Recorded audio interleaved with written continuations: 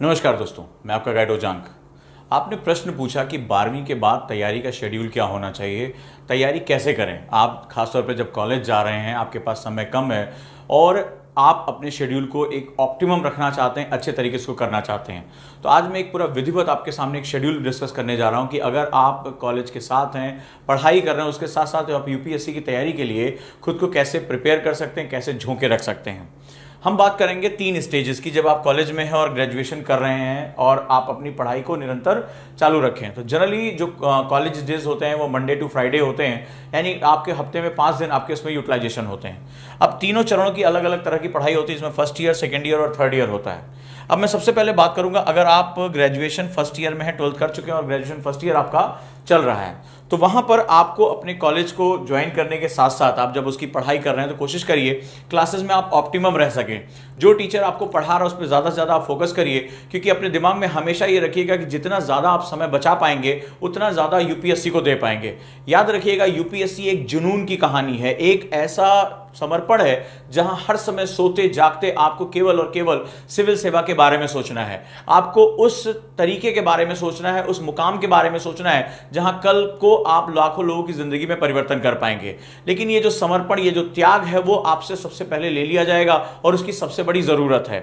जब आप अपने क्लासेस में हो, आपके टीचर क्लासेस कर रहे हो, तो आप कोशिश करिए कि जो नोट्स आप बनाइए वो शॉर्ट नोट्स बनाएं या उनको पॉइंट वाइज करें, ताकि आप क्लास की चीजों को ज्यादा से ज्यादा याद रख सकें, ज्यादा से ज्यादा आप उसको समझ सकें। तो ये हमारा पहला चरण रहा। और इसी के साथ साथ अब जब आप घर आते हैं या उसके बाद आप जो है वो अपने घर पहुंचते हैं, हॉस्टल पहुंचते हैं, तो आप सेल्फ स्टडी के लिए टाइम निकालिए। और इस सेल्फ स्टडी के लिए जो डेली आप कम से कम 3 से 4 घंटे आप डिवोट करेंगे अपने यूपीएससी के लिए, आपको ये टाइम आसानी से मिल जाएगा। सुबह 9 बजे आपका कॉलेज है तो 2 बजे आपकी छुट्टी मिल जाती है, आपको छुट्टी हो जाती है, तो आपके पास जो है वो अमूमन 5 घंटे रहते हैं पढ़ने के लिए। कॉलेज के शुरुआती दौर पे जो है वो बहुत ज़्यादा प्रेशर नहीं रहता है, इतना ज़्यादा जो है वो दबाव नहीं होता है। फेस्ट चल रहे होते हैं, फ्रेशर पार्टी चल रही होती है, क्लासेस बहुत ज़्यादा जो है इनपुट्स नहीं होते हैं। तो ऐसी कंडीशन में आप देखते हैं कि वहाँ पर आपका अपने कॉलेज में जो पढ़ाया गया उसके लिए 1.5 से 2 घंटा मोर देन इनफ है। अगर आप उसको रिवाइज करते हैं तो काफ़ी अच्छे से आपका काम हो जाएगा। आपके जो 3 से 4 घंटे आपको मिल रहे हैं, वो 3 से 4 घंटे आप यूपीएससी के लिए देना शुरू करिए और अपने बेसिक्स को जो है वो डिफाइन करिए। अब हम बात करेंगे कि इन 3 से 4 घंटों में आपको क्या क्या चीजें हासिल करनी है।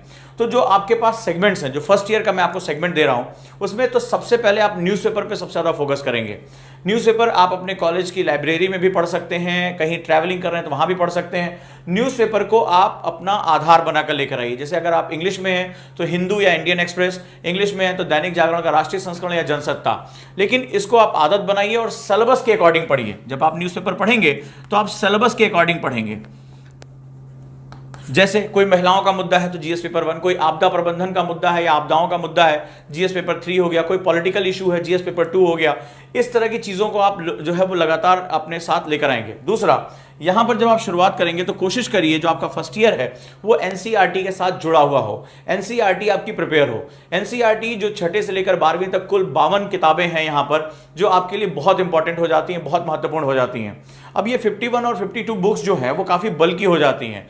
तो एक तरीका ये है कि आप इनको रीड करिए, इनके नोट्स बनाइए, और सबसे महत्वपूर्ण जो एनसीईआरटी है वो होता है, उसको हम लोग बोलते हैं बीटीएल, बिटवीन द लाइंस, यानी उनकी लाइनों के बीच में जो छुपे हुए मतलब हैं, जो अर्थ हैं, वो समझना आपके लिए बहुत जरूरी होता है। तो आप इसके लिए जो, जैसे अभी हमने एक शुरुआत की इसी बात को देखते हुए कि अपने बेसिक्स को आप जो है वो पूरा कर लें, एक बहुत ही सिंपल, बहुत ही कम फीस में एक एनसीईआरटी कोर्स शुरू किया है, जिसमें अभी तक की जो इंडिया में जितना भी एनसीईआरटी पढ़ाया जाता है, सबसे विविध टीम जो है वो इसी के साथ है। हर सब्जेक्ट के लिए एक डेडिकेटेड टीचर है और एक बहुत ही जो दिल्ली के जाने माने जो टीचर्स अपने अपने सब्जेक्ट के, वो एनसीईआरटी टीच करें, ताकि आपको वही स्टैंडर्ड मिले, न कि कोई एक टीचर अपने सारे सब्जेक्ट पढ़ाता चला जा रहा है। तो यहां हम एनसीईआरटी में वो क्वालिटी लेकर आ रहे हैं, क्योंकि एनसीईआरटी आपकी समझ को विकसित करने का बेस है। तो जो फर्स्ट ईयर है वो आप टारगेट रखिए कि आप एनसीईआरटी को पढ़कर, उनके नोट्स बनाकर, उसके ऊपर ऑब्जेक्टिव क्वेश्चन करके अपने आप को जो है वो 30% तक की तैयारी को अपना बना लेंगे। इसका जो योगदान होता है 30 to 40% होता है, वो यहां पर बेसिक्स आपका तैयार हो जाएगा। और जब आप पढ़ें तो आप कोशिश करें कि बीटीएल पर सबसे ज्यादा फोकस करके रखें, बिटवीन द लाइन्स। अब हम बात करेंगे अपनी तैयारी में वीकेंड्स का प्रयोग कैसे करते हैं। इस दौरान आपका कॉलेज नहीं होगा और आपके पास समय बचा होगा। ये जो टाइम आपको मिल रहा है, इसको बढ़ाकर यहां पर 6 to 7 आवर्स कर दीजिए आप। यानी वीकेंड पे आप जो है ज्यादा पढ़ाई करेंगे। कई बार आपको ये लगेगा कि आप बड़ी तकलीफ दे प्रोसेस से गुजर रहे हैं, आपको घूमना फिरना, दोस्तों के साथ एंजॉय करना, अभी तो आपने 12th पास किया है, अभी आपके जो है वो एंजॉय करने का दिन है, लेकिन हर समय अपने दिमाग में रखिएगा कि मैंने देश की सबसे प्रतिष्ठित सेवा में जाने का फैसला किया है। आने वाले टाइम में मेरी जिंदगी हमेशा के लिए बदल जाएगी। जब भी आपको थकान होगी, चिड़चिड़ाहट होगी, बोरियत होगी, आपके दोस्त घूम रहे हैं, फेस्टिवल्स में जा रहे हैं और आप अपने आप को वीकेंड में भी पढ़ाई में झोंके रहेंगे, तो हमेशा अपना मकसद, अपने आदर्शों को याद रखिएगा कि आप देश की सबसे प्रतिष्ठित परीक्षा में हैं। आप याद करिएगा कि जो पावर, जो रचनात्मकता, जो प्रतिष्ठा आपको आने वाले समय में मिलेगी, वो आपके समकक्ष जो आज घूम रहे हैं, एंजॉय कर रहे हैं, उनको वो सब नसीब नहीं होगा। तो जो ये समर्पण आप देते रहेंगे वो आपको गहरे समय में, तकलीफ के समय में आगे लेकर जाएगी। तो इस तरह जो है वो आप फर्स्ट ईयर में अपने सेगमेंट्स को लेकर आगे चलेंगे। अब हम बात करते हैं जब आप अपने ग्रेजुएशन के सेकेंड ईयर में आ जाएं।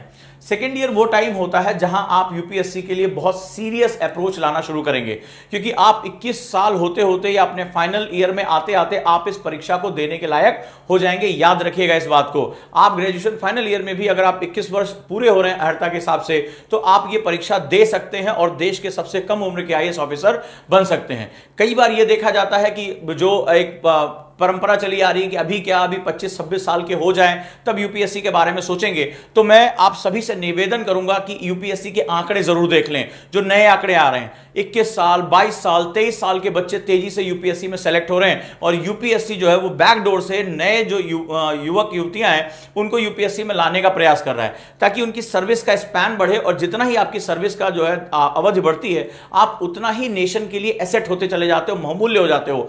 आपकी जो सेवा है, सिविल सेवा, वो अनुभव आधारित है। वहां आप फील्ड वर्क करके सीखते हो कि आप कैसे बेहतरीन ऑफिसर बन सकते हो। आपके सामने जो चुनौतियां आती हैं उनसे आप लड़ते हो। अब हम सेकंड ईयर की बात करते हैं, तो सेकंड ईयर में हमें क्या करना है? क्योंकि फर्स्ट ईयर में आपने न्यूज़पेपर में अपना बेस बनाना शुरू कर दिया है। यहां एक मिथ होता है, कई बार बच्चे पूछते हैं कि क्या हमें करंट अफेयर्स अभी से पढ़ना चाहिए? तो मैं आपको बता दूं कि यूपीएससी पैराशूट स्टूडेंट को अवॉइड करता है। आप ये सोचिए कि आप एक साल का करंट अफेयर्स पढ़ के उनको आंकड़े रट के यूपीएससी में कुछ कर पाएंगे, तो ऐसा संभव नहीं है। यूपीएससी मुद्दों पर और विवादों पर बहुत फोकस करती है और मुद्दों यानी इश्यूज पे और कॉन्फ्लिक्ट्स पे अपना एक दृष्टिकोण बनाना एक लंबी प्रक्रिया होता है।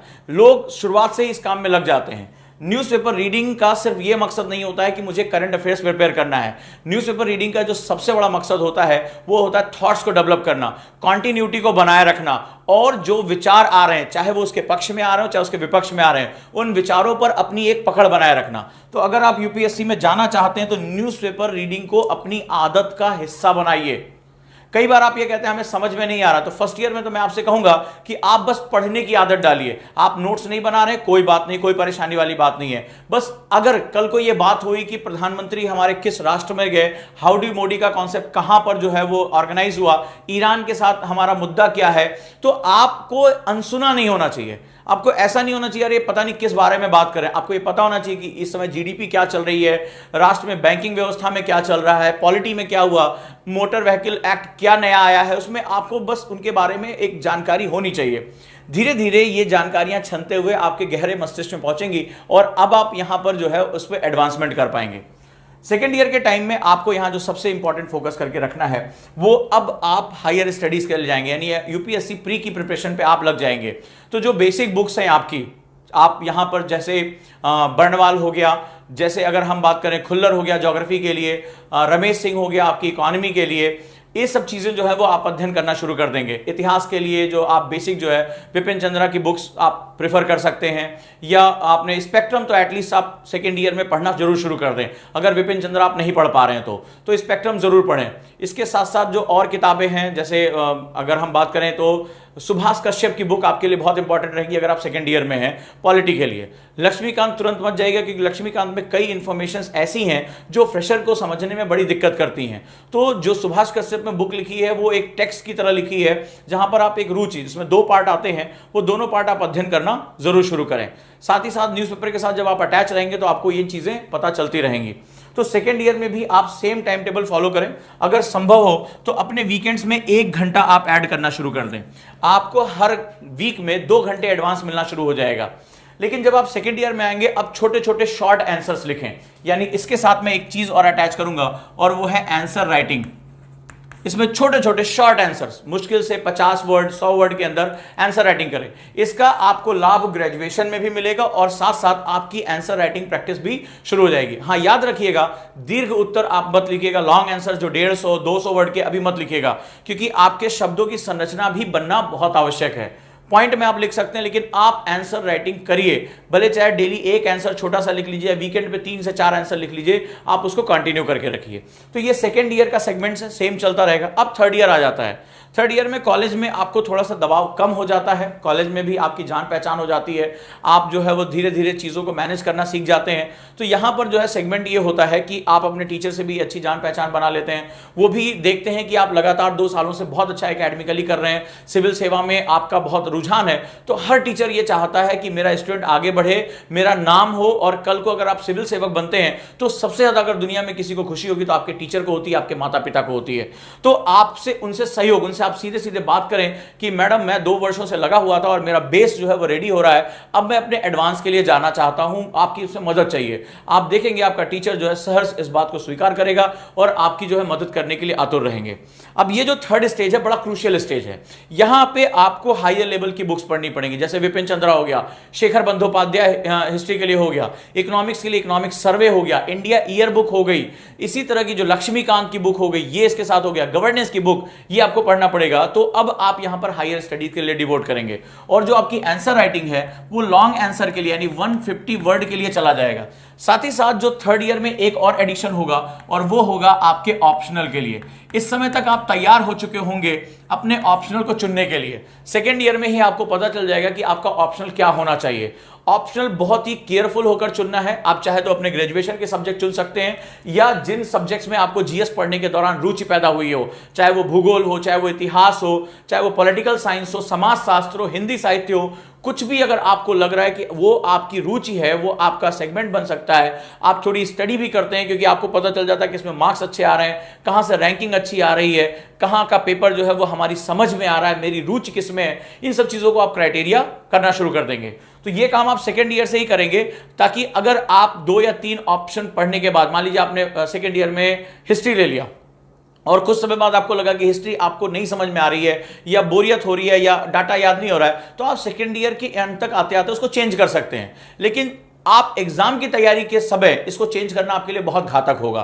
तो आप थर्ड ईयर में आते आते अपने ऑप्शन को फाइनलाइज करके उसकी प्रिपरेशन भी करना शुरू कर दीजिए, उस पर विचार करना शुरू कर दीजिए, और यहीं पर सेम आप अध्ययन करते जाइए। ये जो आप डेली अध्ययन है ये 4 to 5 आवर्स अब आप करना शुरू कर दीजिए। इस समय आप अपने लक्ष्य के बहुत करीब पहुंच चुके होंगे, तो जो आपका वीकेंड का टाइम है वो 8 से 9 घंटे आपके डेडिकेशन के लिए जाना चाहिए। यकीन मानिए इस समय तक आपको थकान भी हो रही होगी, एक आपको घबराहट भी हो रही होगी, लेकिन अपने मन में याद दिलाएगा कि ये फाइनल स्ट्रोक का समय है। अगर ये साल जो थर्ड ईयर है आपका, अगर ये साल बहुत अच्छा निकल गया तो यकीन मानिए आपको सफल होने से और देश का सबसे कम उम्र का आईएएस होने से कोई रोक नहीं पाएगा। कई बार ये होता है कि अरे अभी ग्रेजुएशन कर लें, एंजॉय कर लें, बाद में देखेंगे। नहीं, जिसको तैयारी करनी होती है, जिसको टॉप रैंक लेकर आना होता है, जिसको इतिहास रचना होता है, वो 12th के बाद बहुत गंभीरता से अपनी तैयारी को शुरू कर देता है। मैं ये नहीं कहूंगा कि ग्रेजुएशन फाइनल में आपका सिलेक्शन हो ही जाएगा, लेकिन यकीन मानिए जब आप एग्जाम देने जाएंगे और एग्जाम में आपकी जो गलतियां होंगी वो आप 1 साल के भीतर आसानी से सुधार सकेंगे।